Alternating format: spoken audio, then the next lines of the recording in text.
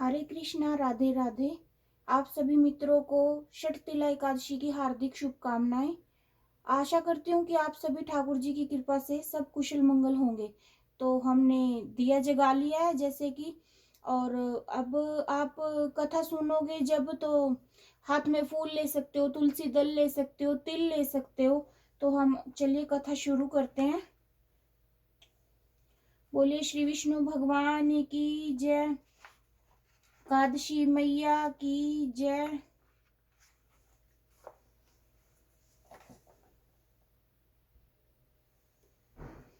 थोड़ा सा भजन कर लेते हैं। श्रीमन नारायण नारायण नारायण, लक्ष्मी नारायण नारायण नारायण, श्रीमन नारायण नारायण नारायण, भजमन नारायण नारायण नारायण।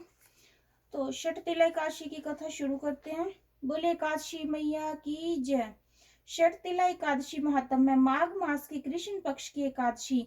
एक समय दालंभ ऋषि ने पुलस्त ऋषि से पूछा कि हे मुनीश्वर, मनुष्य मृत्युलोक में ब्रह्म हत्या आदि महापाप क्यों करते हैं और दूसरे के धन की चोरी करते हैं तथा दूसरे की उन्नति देखकर ईर्ष्या आदि करते हैं, परंतु फिर भी उनको नरक प्राप्ति नहीं होता? सो क्या कारण है?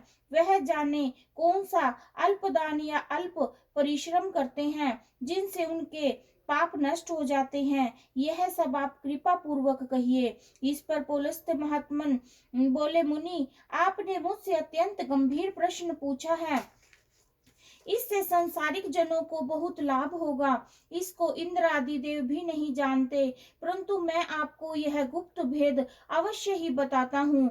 माघ मास के आने पर मनुष्य को स्नान आदि से शुद्ध रहना चाहिए और इंद्रियों को वश में करके तथा काम, क्रोध, लोभ, मोह, ईर्ष्या, अभिमान आदि का स्मरण नहीं करना चाहिए। उसके हाथ पैर धोकर पुष्य नक्षत्र में गोबर, कपास, तिल मिलाकर उपले बनाना चाहिए। उन कंडों से 108 बार हवन करें और यदि उस दिन मूल नक्षत्र हो, द्वादशी हो तो नियम से रहें। स्नान आदि नित्य क्रिया से शुद्ध होकर भगवान का पूजन कीर्तन करना चाहिए। एकादशी के दिन व्रत करें और रात्रि को जागरण तथा हवन करें। दूसरे दिन धूप दीप नैवेद्य से भगवान की पूजा करें और खिचड़ी का भोग लगाना चाहिए। उस दिन कृष्ण भगवान का पूजन करना चाहिए। उनको पेठा, नारियल, सीताफल या सुपारी आदि अर्घ्य देना चाहिए और फिर उनकी स्तुति कर इस प्रकार करनी चाहिए कि हे भगवान, आप आश्रणों को शरण देने वाले हैं, आप संसार में डूबे हुए का उद्धार करने वाले हैं। हे पुंडरीकाक्ष, हे कमल नेत्रधारी, हे विश्व भगवान, हे जगत गुरु, आप लक्ष्मी जी सहित मेरे इस तुच्छ अर्घ्य को स्वीकार कीजिए। इसके पश्चात ब्राह्मण को तिल दान करना चाहिए। इस प्रकार मनुष्य जितने तिल दान करता है वह उतने ही सहस्त्र वर्ष स्वर्ग में निवास करता है।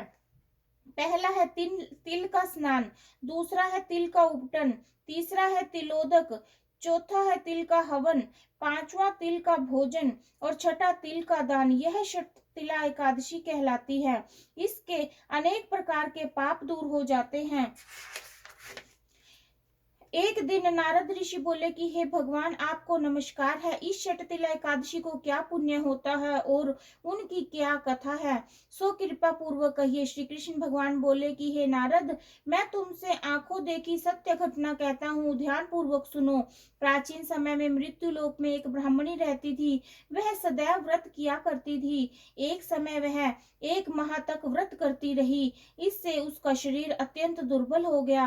वह अत्यंत बुद्धिमान थी, परंतु फिर भी उसके कभी भी देवताओं तथा व्रतों ने से अपना मन अस्थिर नहीं किया। इस प्रकार मैंने सोचा कि ब्राह्मणी ने व्रत आदि से अपना शरीर शुद्ध कर लिया तो इसको वैष्णव लोक भी मिल जाएगा, परंतु इससे कभी अन्न दान नहीं किया है, इससे इसकी तृप्ति होना कठिन है। ऐसा सोचकर मैं मृत्यु लोक में गया और वह ब्रह्मणी से अन्न मांगा।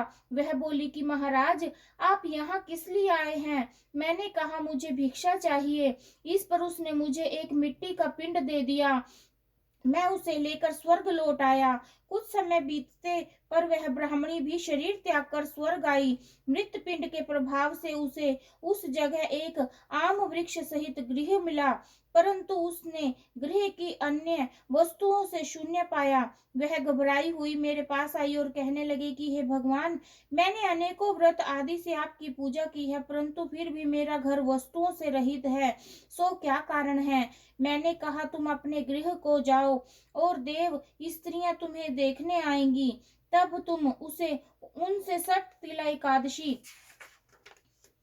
का पुण्य और विधि सुन लो, तभी द्वार खोलना। भगवान के ऐसे वचन सुनकर वह अपने घर को गई, और जब देव स्त्रियां आई और द्वार खुलवाने लगी, तब वह ब्राह्मणी बोली कि यदि आप मुझे देखने आई हैं तो षट तिला एकादशी का महत्म कहिए। इससे उनमें एक देवी स्त्री बोली, सुनो मैं कहती हूँ। जब उसने षट तिला एकादशी का महत्म सुना दिया, तब उसने द्वार खोला। देव स्त्रियों ने उसको सब स्त्रियों से अलग पाया। उस ब्राह्मणी ने भी देव स्त्रियों के कहे अनुसार षट तिला का व्रत किया, और इसके प्रभाव से उसका गृह धन्य धान्य से भरपूर हो गया। अतः मनुष्य को मूर्खता त्याग कर षट तिला एकादशी का व्रत करना चाहिए। इससे मनुष्य को जन्म जन्म के आरोग्यता प्राप्त हो जाती है। इस व्रत से मनुष्य के समस्त पाप नष्ट हो जाते हैं।